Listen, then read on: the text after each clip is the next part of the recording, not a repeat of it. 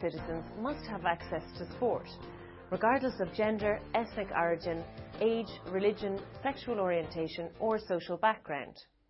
Sport is an essential social activity and a public good.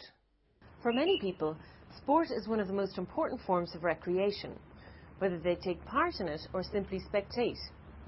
The benefits we derive can be seen in our daily lives. These include a sense of responsibility, solidarity, tolerance, fair play, team spirit and respect for others. Sport promotes the active contribution of European citizens to society and helps foster active citizenship.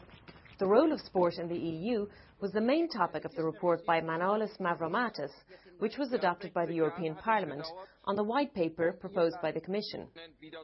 The White Paper aims at providing strategic orientation on the role of sport in the EU.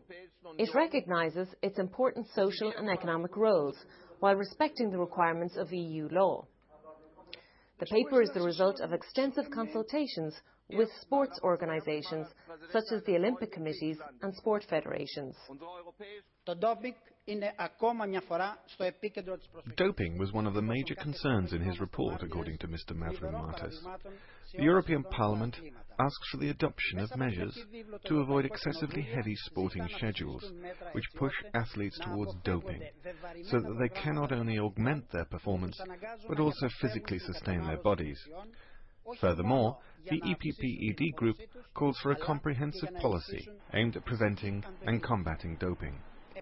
Here the group underlines the importance of internal and external independent checks on professional clubs and sports organisations, as well as providing information to athletes on the side effects of doping in the fight against the problem.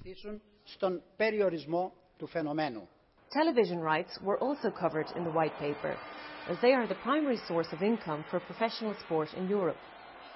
Conversely, sports media rights are a decisive source of content for many media operators. Parliament also recognised the importance of an equitable redistribution of income between sports clubs, including the smallest ones, and between professional and amateur sports, which is guaranteed by the collective selling of TV rights. Collective selling can be important for the redistribution of income and for achieving greater solidarity within sports. Of course, the Parliament doesn't disregard the particular nature of sport and fully respects the principle of subsidiarity, also mentioned in Article 149 of the Lisbon Treaty. Regarding sports betting and lotteries, MEPs voiced their concern at a possible deregulation of the market in gambling and lotteries, since state-run or state-licensed gambling or lotteries provide important financing for amateur sport. Commenting on his report, Mr. Mavromatis underlined, The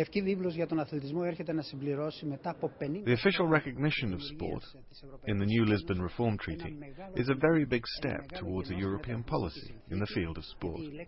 I am very happy that the European Parliament has adopted my report on the White Paper, which already has basic guidelines for this policy, underlining the need to continue financing for professional and amateur sports, the recognition of collective selling of media rights, and of course, a far more effective fight against doping.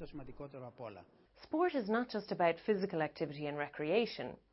It's also a fast-growing sector which can contribute to the Lisbon objectives on job creation and growth. According to a study presented during the Austrian presidency in 2006, sport generated €407 billion in 2004, employing over 15 million people. That's almost 6% of the EU labour force.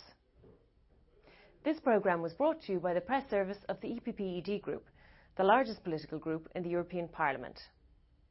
See you again soon.